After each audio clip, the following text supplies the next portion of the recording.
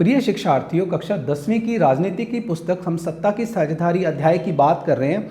सत्ता की साझेदारी में 3 देशों की बात है, बेल्जियम, श्रीलंका और भारत। और हम बेल्जियम की बात पिछले अध्याय में, पिछली वीडियो में कर चुके हैं। आज हम करेंगे श्रीलंका की बात। तो श्रीलंका में बहुसंख्यावाद है। बहुसंख्यावाद से अभिप्राय कि ऐसा समुदाय जो मनचाहे ढंग से देश पर शासन कर सकता है और अल्पसंख्यकों को कुछ भी नहीं समझता, उनकी इच्छाओं की अवहेलना करता है। तो सबसे पहले हम उनके जातीय समुदाय को समझ लेते हैं।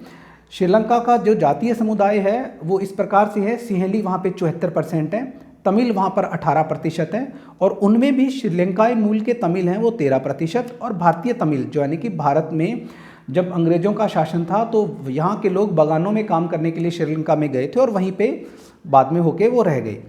और जो ईसाई हैं वहाँ पे 7% हैं और अन्य हैं 1%। तो बात करेंगे जो सिंहली भाषा है वो बौद्ध धर्म को मानते हैं। तमिल बोलने वाले हिंदू और मुस्लिम हैं, और सिंहली और तमिल दोनों भाषाओं का प्रयोग करने वाले वहाँ पे ईसाई हैं। तो यहाँ पे इस मानचित्र के द्वारा आप अपने आंसर को बहुत अच्छे से लिख सकते हो और बहुत अच्छा प्रभाव अपनी उत्तर पुस्तिका में छोड़ सकते हो। तो यहाँ पे मानचित्र के साथ साथ आप इसके ग्राफ को भी समझ सकते हो कि सिंहली 74%, 74%, तमिल 18%, ईसाई 7% और अन्य है 1%।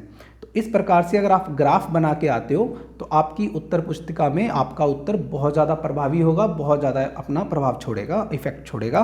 तो बहुसंख्यावाद को एक बार फिर से समझते हैं। इससे अभिप्राय ऐसा समुदाय जो मनचाहे ढंग से देश पर शासन कर सकता है और अल्पसंख्यक समुदाय की इच्छाओं की अवहेलना करता है।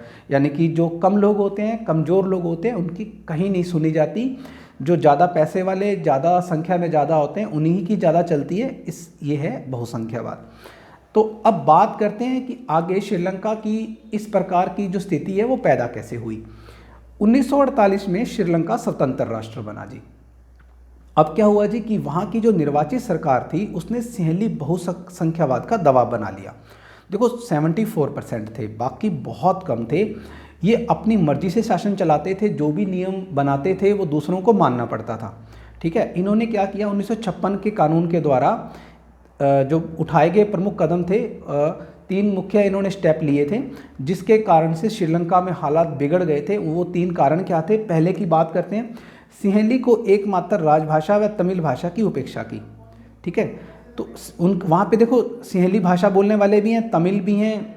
ठीक है, और 2 ही मुख्य भाषाएं उनकी। जैसे भारत में तो बहुत सारी भाषाएं बोली जाती हैं। हमारे संविधान ने ही 22 भाषाओं को स्वीकार कर रखा है, और वहाँ पे तो 2 भाषाएं और उनमें भी उनकी लड़ाई।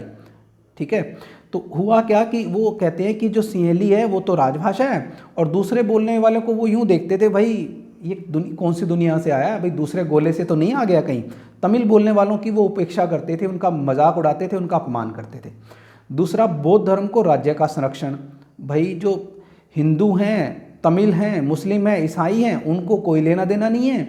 जो बौद्ध धर्म को मानते हैं, महात्मा बुद्ध के जो अनुयायी हैं, और वही धर्म सबसे श्रेष्ठ है। यानी कि श्रीलंका में बौद्ध धर्म को तो राज्य का संरक्षण मिल गया कि जो बौद्ध के जो मंदिर हैं या पूजा पाठ करने का तरीका है या उनको सर्वश्रेष्ठ माना गया, और बाकी धर्मों की वहाँ पे धज्जियाँ उड़ा दी गई, उनका मजाक उड़ाया गया। तीसरे नंबर पर क्या हुआ कि विश्वविद्यालयों एवं सरकारी नौकरियों में सिंहली भाषी लोगों को प्राथमिकता दी।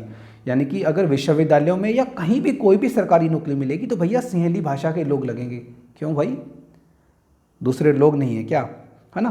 तो यही वो कारण हुआ कि परिणाम क्या निकला, सिविल वॉर, गृह युद्ध हो गया। आपस में लोग लड़ने लग गए। लड़ने क्या लग गए, न जाने कितने लोगों की हत्याएं हुई, कितने लोगों को लूटा गया, सब कुछ। मतलब ये काउंटलेस था, मतलब आप इसकी गणना नहीं कर सकते, इतना नुकसान श्रीलंका में हुआ था, है ना।